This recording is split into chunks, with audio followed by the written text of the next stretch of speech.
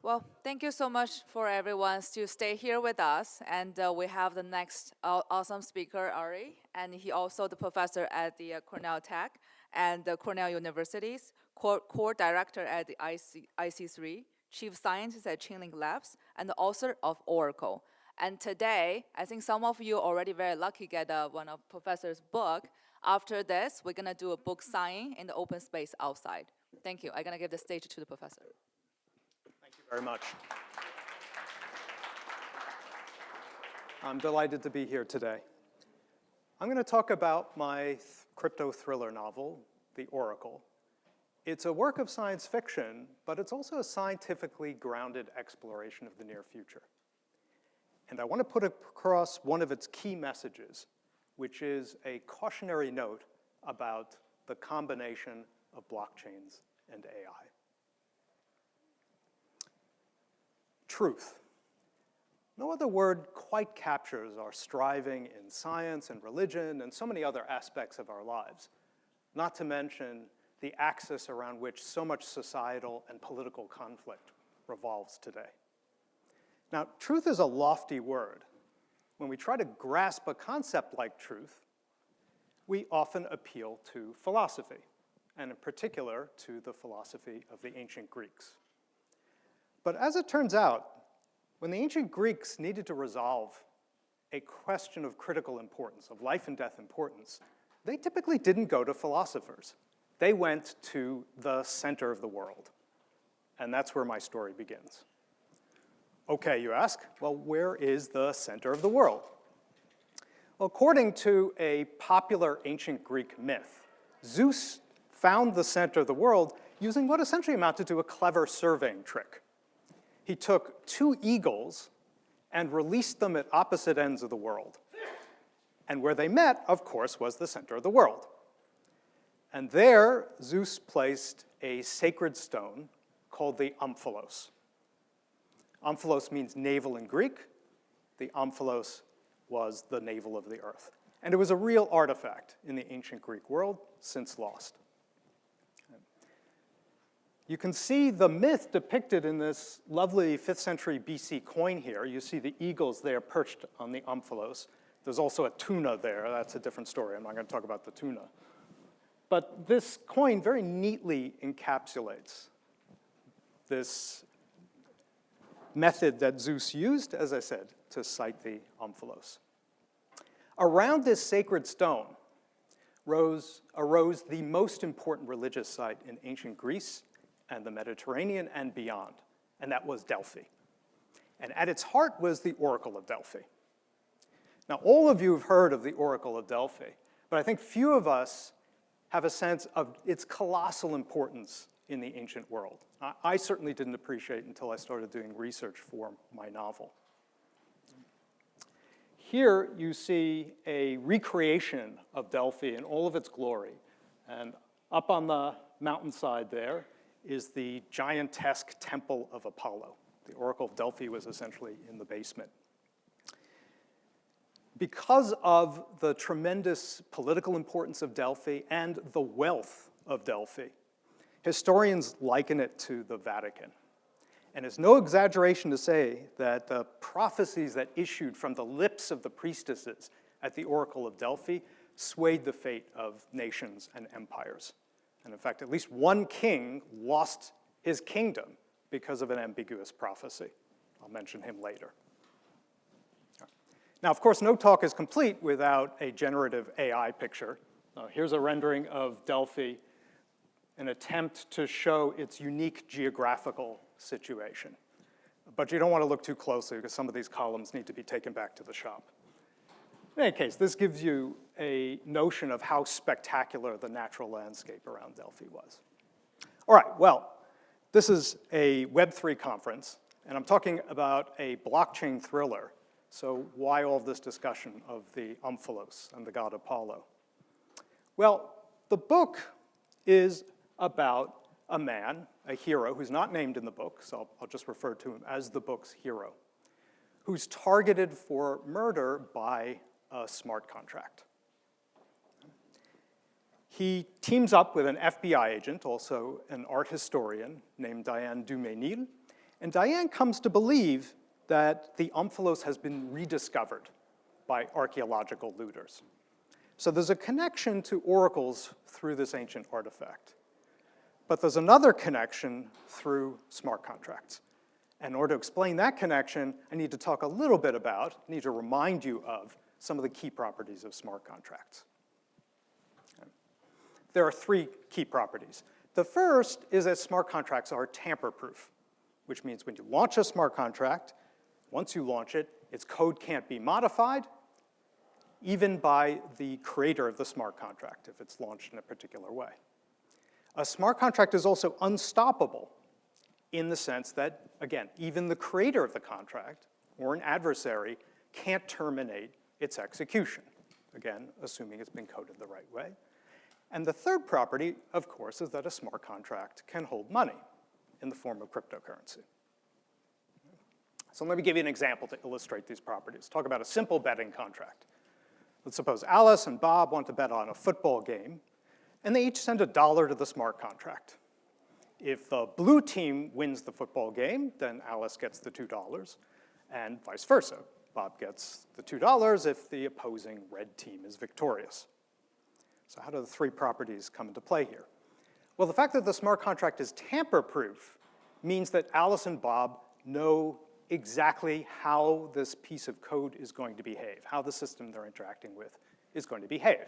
They don't have to trust a company or a website. They can, in principle, just inspect the code. The fact that it's unstoppable means that it's guaranteed to pay out.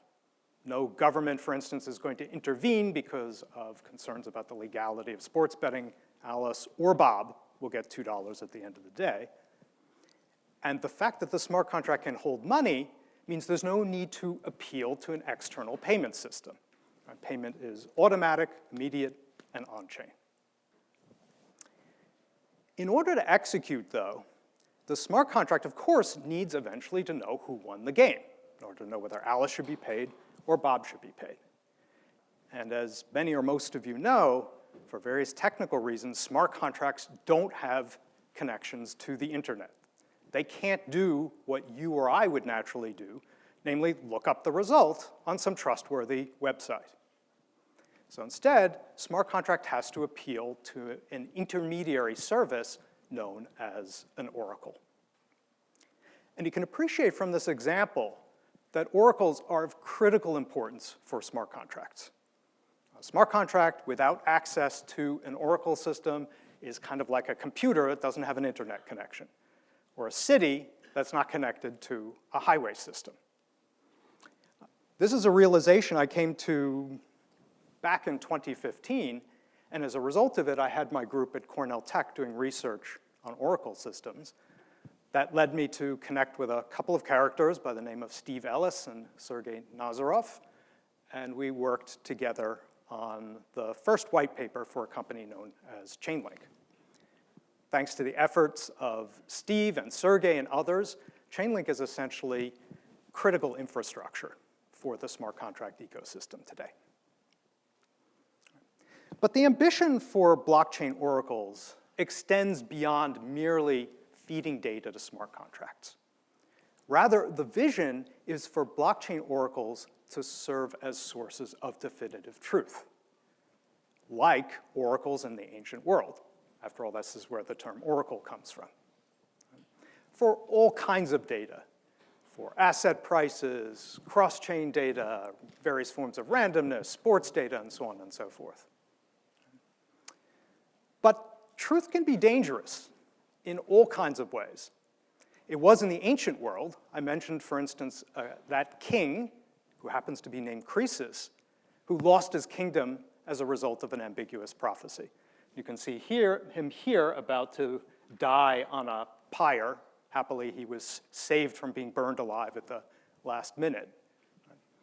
But this is an ancient illustration of the ways in which truth can be dangerous. Truth was dangerous in the ancient world. It can also be dangerous in a blockchain context. And this was the message in a paper I co-authored with some colleagues back in 2015, 2016. where we warned about what my novel refers to as rogue smart contracts. These are contracts that solicit crimes. And essentially, this paper ended up being an implicit warning about this combination of AI and smart contracts that I wanted to talk about today. To illustrate the risk, let me give you an example of a rogue smart contract. This is an example where nobody gets hurt. This is a benign smart contract. So many of you have probably heard of the Koh-i-Noor diamond. Who here has heard of the Koh-i-Noor diamond? A whole bunch of you. Famous diamond with a contentious history. There are several countries that claim that it was stolen from them and want it to be repatriated. It's also believed by many to be cursed. So you can imagine that somebody might just want this thing to disappear. It belongs currently to the British royal family. It's part of the collection of crown jewels and sits in the Tower of London. You can imagine somebody doesn't necessarily want to own it, but just wants it to vanish from the Tower of London. So in this example, that person could stand up a rogue smart contract that offers a bounty, a monetary reward, say $100,000 in cryptocurrency, to whoever makes the diamond disappear. All right, well, this is all well and good, but two critical questions arise. Number one, how is this contract going to know if the diamond was stolen? And number two, even if it knows that the diamond was stolen, how is it going to figure out who should receive the bounty? Who should be rewarded for making the diamond disappear? To answer these questions, I need quickly to introduce a concept from the criminal underworld known as a calling card. A calling card is an exotic detail that's left at the scene of a crime, specifically to identify the perpetrator of the crime, the criminal, to the world. For example, if you've seen the Pink Panther movies, who here has seen the Pink Panther movies? A few of you, delightful comedies. There's a jewel thief named the Phantom, played here by David Niven. The Phantom leaves at the scene of his crimes, when he steals jewels, a glove monogrammed with the letter P, for Phantom, of course. So that's an example of a calling card. With that concept in mind, we can now understand how a rogue smart contract can be constructed. So let's consider a would-be thief. Let's suppose this thief is the Phantom, and this is the first time that the Phantom has used this calling card. What the thief does is choose a calling card, like the monogrammed P glove, and write out a short description of it. It can be a natural language, an English language description of the calling card, and send this description to the rogue contract in hidden form. Think of the calling card as being encrypted, or this being a cryptographic commitment to a description of the calling card. Then the crime happens, the diamond is stolen, and the headlines report that this famous diamond, the Koh-i-Noor diamond, was stolen. And they also note this strange little feature of the crime, namely that a glove monogrammed with a P was found at the scene of the crime, perhaps in place of the missing diamond. At this point, the criminal reveals the calling card, decrypts it, decommits it, reveals it to the rogue smart contract. And the contract now determines, first of all, was the diamond stolen? And second, does the description of the calling card that's being revealed match the news reportage? So it determines whether there's a correspondence here, and if there is, then it pays the bounty to whoever revealed this correct calling card. All right, so where does AI come into play here? It comes into play here. In order to determine whether the description of the calling card matches the news reports, an AI tool is required. Specifically, a natural language processing tool, an LLM, like ChatGPT.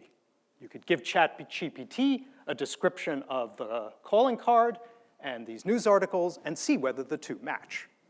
And that's exactly what the contract needs. And the LLM would naturally sit in an oracle. Now, of course, there are a bunch of other technical details I'm glossing over here. But what you can appreciate is that the perpetrator of the crime and whoever created the rogue smart contract don't need to communicate with one another, and they don't need to trust one another. And this is what makes a rogue contract potentially so dangerous?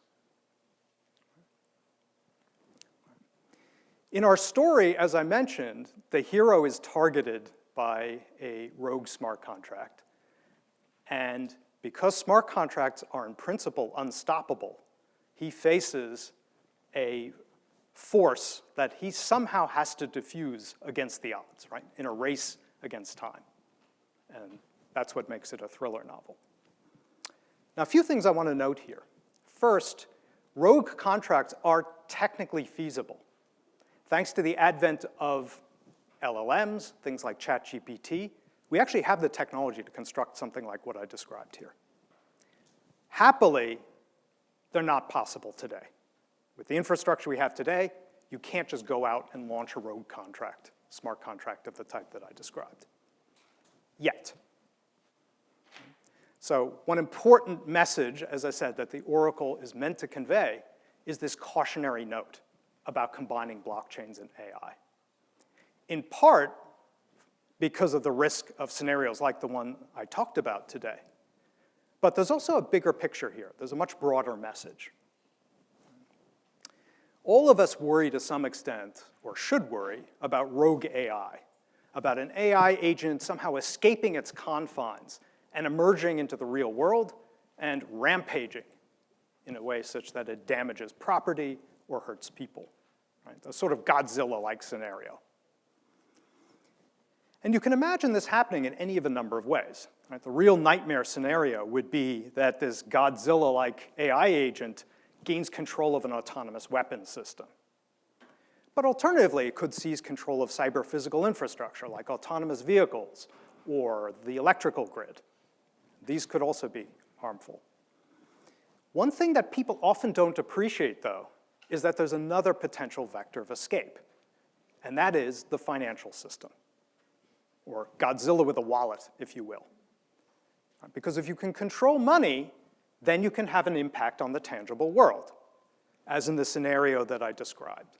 Or you can imagine an AI agent actually issuing bribes to people to help it gain control of systems in the real world. So there's this other vector of escape that we need to worry about. So what do we do about the risk of rogue AI accessing crypto assets? Well, an oracle played a role in the scenario that I described, the rogue smart contract, soliciting a crime. But we could potentially flip the scenario on its head. Because oracles are acting as intermediaries between smart contracts and the real world, they can also, in principle, play the role of gatekeepers. And so a critical question is, can oracles somehow help enforce AI safety? And this is a question I've been giving a lot of thought to recently, and colleagues at Chainlink Labs also have been taking seriously. And it's a question that I hope the community at large, you, will think seriously about. It's an important one. This is what remains of Delphi. Its splendors are gone, and the omphalos, that sacred stone I mentioned, disappeared centuries ago. But perhaps it might be rediscovered. That's the mystery at the heart of the novel. So the novel is a tapestry that weaves in all of the things that I've talked about today. It's a story about AI and blockchains. It's a story about oracles, ancient and modern. Most importantly, it's the story of a man who's striving against two apparently implacable powers. A cosmic power by the name of Apollo, and a technological power called blockchain. That's what makes it a thriller novel. It's bad for the hero, but it's good for you if you like thrillers and adventure stories. If you'd like to learn more about the book, there's a website devoted to it. You can take a photo of the QR code here or note the URL. And additionally, if you would like a signed book plate, which you can paste into your copy of the Oracle, you can visit the signing table that the conference has very generously set up for me. I think I'll be there starting at 4:15 or 4:20. I look forward to seeing you there. Thank you very much.